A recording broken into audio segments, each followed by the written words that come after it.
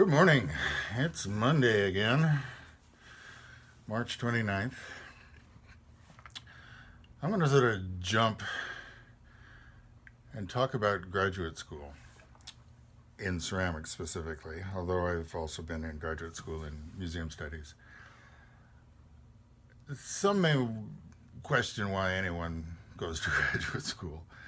It can be a lot of trouble and a certain amount of expense, although if you do it right, it can come with assistantships and tuition waivers, and it doesn't need to be as expensive as one imagines from a distance.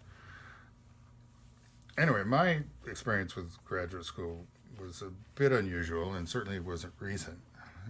I'm speaking of ceramics now. So I graduated from Grinnell College in 1980 with relatively little experience in ceramics, but I knew I wanted to get more, and I hung around the college for another year and got some more experience, and then went to the University of Kansas as a non-degree seeking student for 2 years. Again, just learning, getting better,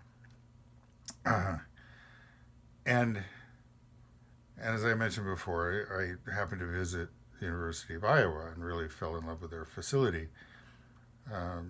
Didn't really research their professors, which didn't burn me, but I do recommend if you're picking out a school, learn about the professors. And I do say professors because if you're in a one professor program, you are really vulnerable. It can either go very well or very, very badly. But anyway, so I moved up to Iowa, and when I got there, the department was chock full of grad students. I joke that Jesus' little brother couldn't have got in. They had invented spaces for graduate students all over the building. It was a mess, and they knew it, and so they weren't taking anybody. So my first application was a no, and then my second application was a no. And what I ended up doing, I sort of lucked out in that, of course, they were saying no and no and no, and then they got to the point where they needed some bodies. But I also did what I called applying by siege. Okay, so normally what you do from someplace else is you have, images of your work and letters of recommendation. And that's how you get in. You also have grades, but often those don't matter because the professors themselves may have got poor grades when they were in school. So art professors in general aren't looking at your GPA. They understand that artists don't always get straight A's. And anyway, so that's less of an issue. They're looking at your work, your potential for improvement, how good you are already, and these letters of recommendation, which work better if they know the person writing them and respect the person writing them. So my plan was to be there and to get letters of recommendation from them because they knew me. And it sort of worked. I call it, application by siege.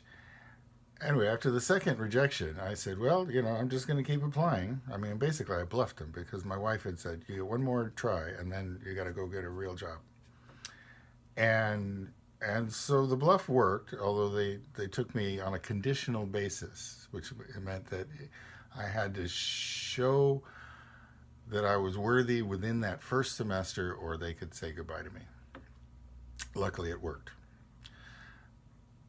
Anyway, it also had the advantage that by then I qualified for in-state tuition.